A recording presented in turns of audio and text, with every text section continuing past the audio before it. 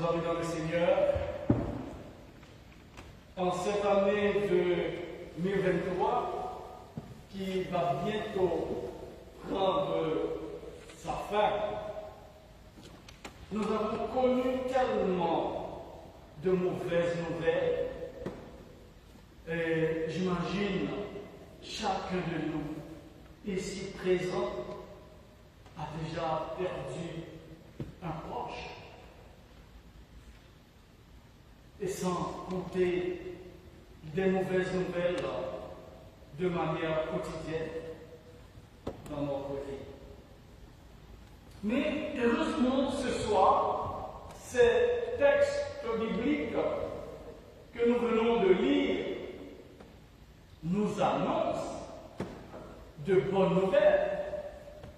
Oui, le prophète Ésaïe dit: réconfortez mon peuple, dit votre Dieu.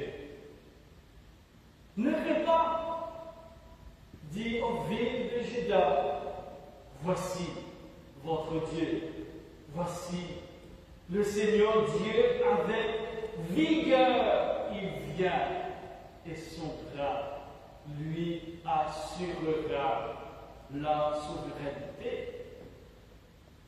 Et quant à moi, je veux vous dire que ne soyez pas des théoriciens de la vente, mais soyez des praticiens de préférence. Ne soyez pas tout simplement des religieux pratiquants.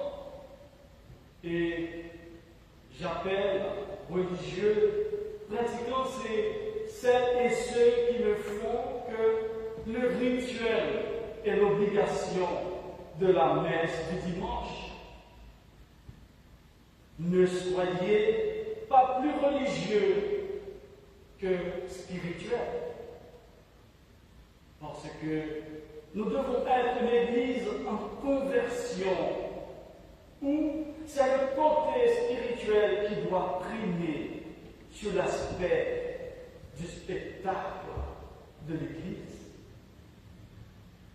À quoi ça sert d'être pratiquant depuis 20 ans, depuis 30 ans, depuis 40 ans?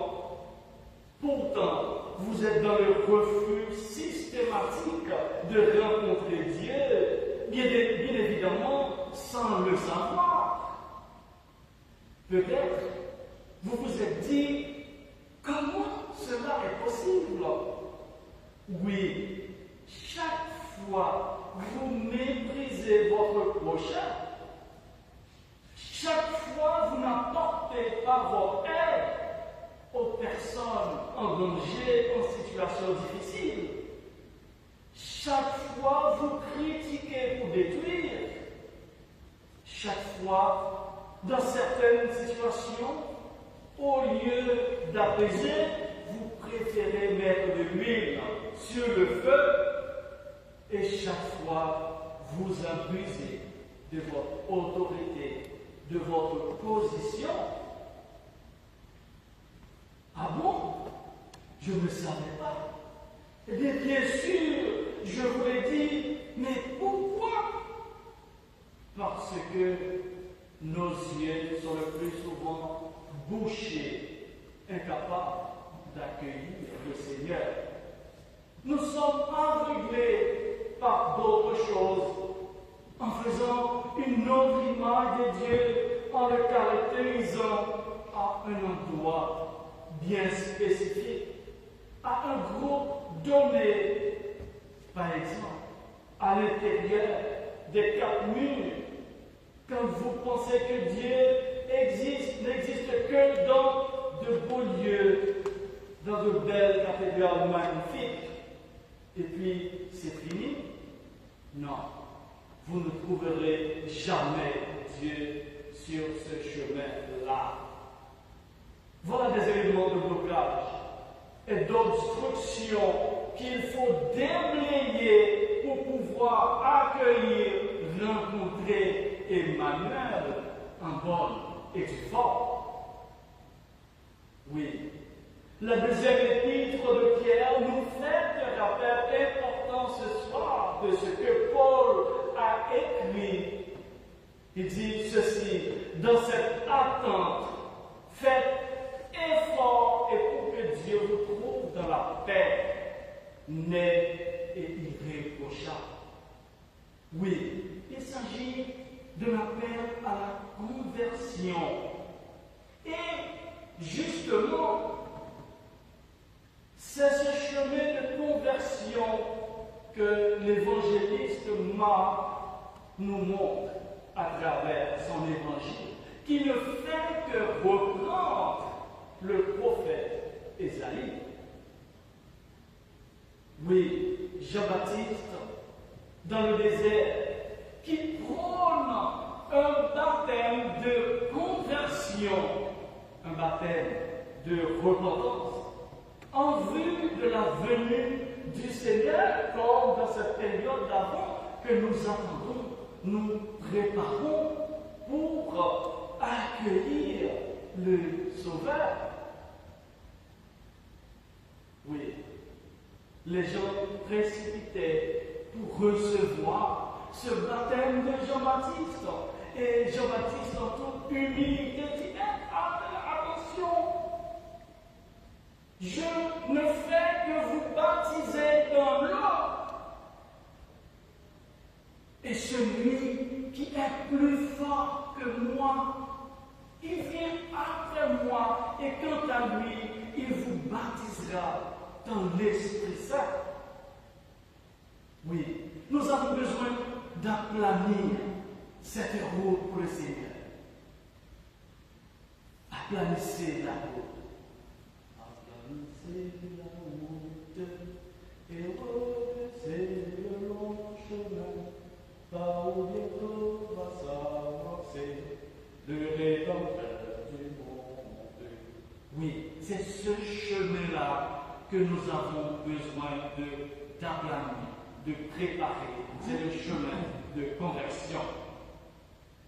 Chers amis dans le Seigneur, nous n'avons pas un Dieu de discours, mais nous avons un Dieu d'action, un Dieu qui agit. Mais comment ce Dieu agit? Eh bien, vous le savez bien, c'est soulager, guérir, pardonner, accompagner, prendre la défense de celles et ceux qui sont rabaissés, méprisés, maltraités, oubliés, exclus de la société. Voilà le travail de notre Dieu et ce que vous aussi ce soir, voilà votre travail que vous devez faire. Oui, avant de terminer, vous qui nous écoutez en ce moment, en 2023, à la cathédrale américaine de Paris, la cathédrale Sainte-Trinité, et celles et ceux qui nous regardent ou qui regarderont cette célébration, je m'adresse à vous tous. Peut-être vous êtes dans une situation difficile, en détresse, tristesse, mal-être, tribulation et autres. Notre Dieu, possible des impossibles, vous dit et nous rappelle, bien évidemment, le prophète Isaïe, son bras vous rassurera la souveraineté, c'est-à-dire le mal n'aura jamais son dernier mot sur vous. Croyez donc en lui et partagez ce message aux autres à travers vos bonnes actions. Ainsi donc, vous rencontrerez Emmanuel chaque jour dans votre vie et pour toujours. Au nom du Père et du Fils et du Saint-Esprit. Amen.